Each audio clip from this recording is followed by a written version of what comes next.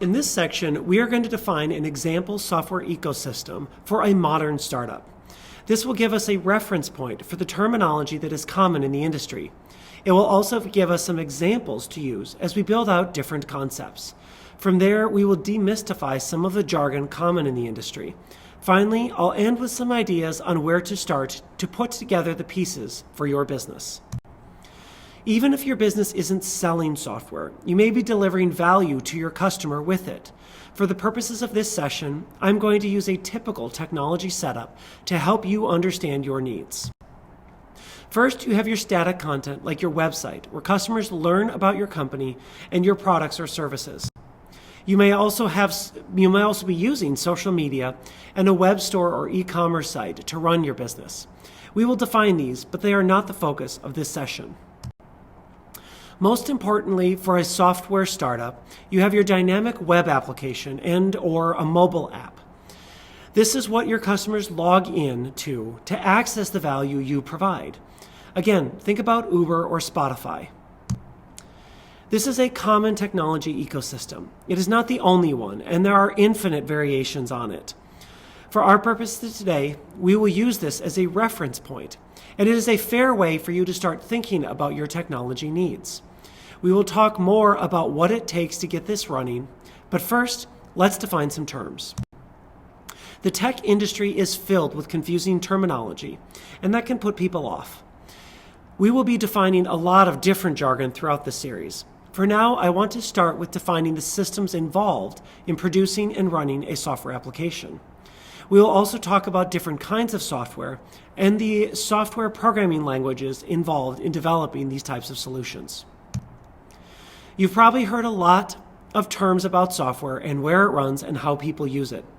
Lots of people joke about where is the cloud. Let's talk first about how people interact with software and where it runs so that you can make a decision about this for your business. It used to be that you would buy a software program, install it on your computer, and run it with or without an internet connection. This would be called a desktop software application. They are still very much around. Microsoft Word and PowerPoint are some of the most prominent examples. You have dozens of these programs installed on your computer right now, and maybe your business needs to develop one of these. A lot of software today is used in a web browser. You log in and use the features with your own custom data and for your own needs. Thousands of people may be logged in to the same site.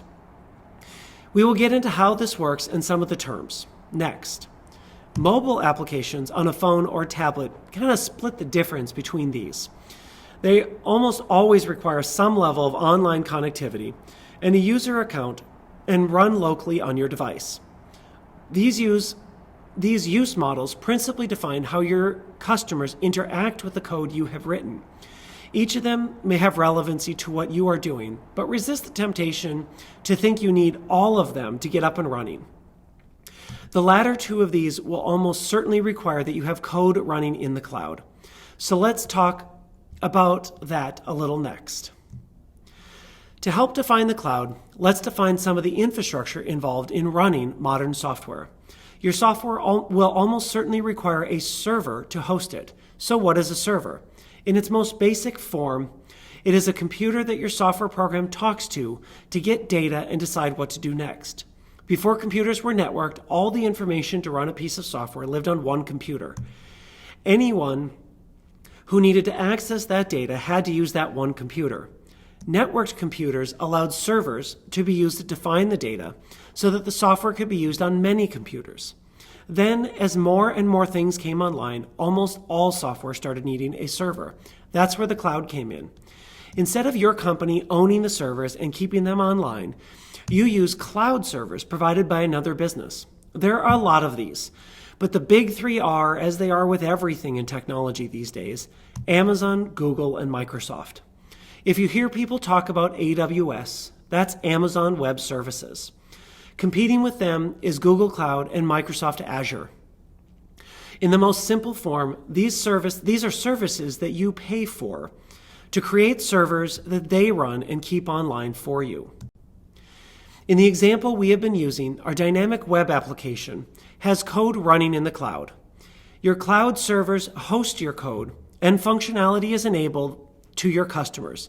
This might be through a web application that your customers access through their browser.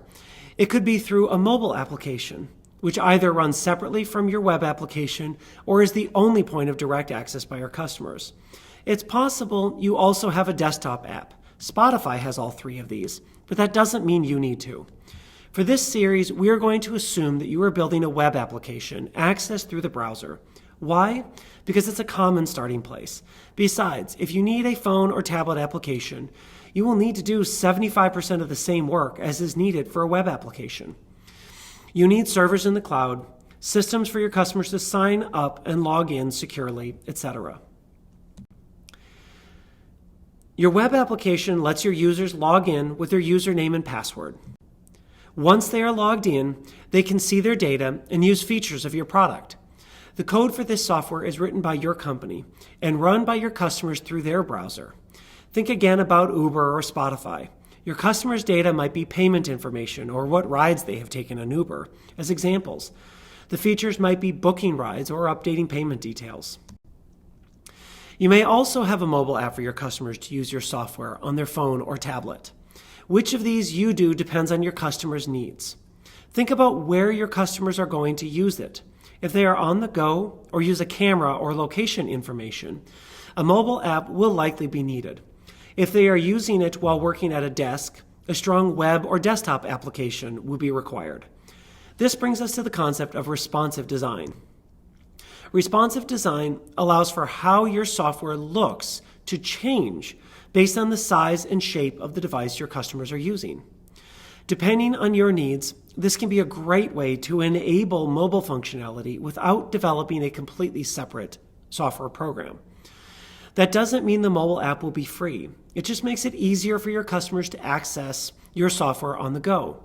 Software engineers may talk to you about the importance of responsive design to achieve this, but it's not always a substitute for mobile applications. Speaking of which, let's talk about mobile applications.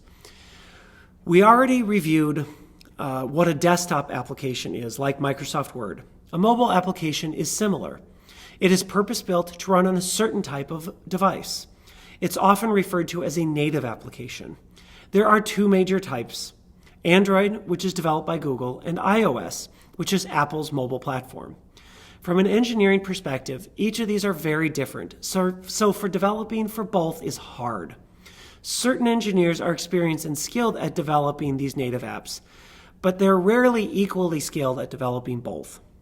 My personal opinion is that if you need a native application, pick a platform, either Android or iOS, to start and do the best you can with the other. Doing anything else is way too expensive and gets you too far out in front of your customers' needs if your product is not yet or just to market. Now that you are more familiar with some common terminology and the ecosystem of a software product, let's talk about getting started with some of these different items. In our example, we talked about your static content. This is your website, and it's pretty much a requirement for any company today. This is where your customers go to learn more about your product and your company. It's where they end up when they go to www.yourcompany.com. This should probably be the first place you get going. To get started, you want to register your domain. Your domain is what people type into the browser to go to your website, and it's in your email address. It's cheap and easy to register a domain and get a couple of email addresses running.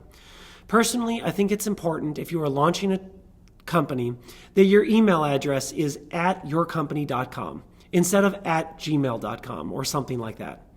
To register a domain, I use domains.google. You can just plug that directly into a web browser and it will take you there. They have a lot of resources to help you get going and link up your email address and a website. There are plenty of other options though, like GoDaddy.com. For your website, there are lots of do-it-yourself options out there, such as Squarespace, Wix, and Weebly, just to name a few. Their tutorials will guide you through getting something up and running. If you need or just want help with this stuff, almost any IT or web design business can assist you, and it won't cost that much. Just go with someone you trust. If you do it yourself, you will probably want professional help with this as your content and your business grow. Social media accounts like Facebook and LinkedIn can easily be set up. Figure out which ones are most valuable to your business and your industry and get going. You don't have to have and maintain all of them right from the start. I think LinkedIn and at least one of the major social media systems is probably sufficient to show that you are serious. If you are selling something right away, you'll need an e-commerce site. Think about this as your shop.yourcompany.com page. It's where they can go, see how much things cost, add it to their cart, and purchase it. Shopify is probably the most common and popular. Like with your website, they have templates to help you do it yourself. They can even host your simple website, so all things are brought together. Most importantly, though, they do payment processing. As with your website, there are plenty of reasonably priced professionals who can help you get going with this. Now we get to the tough part. As we talked about before, when customers log into your site or app, they are entering your dynamic application.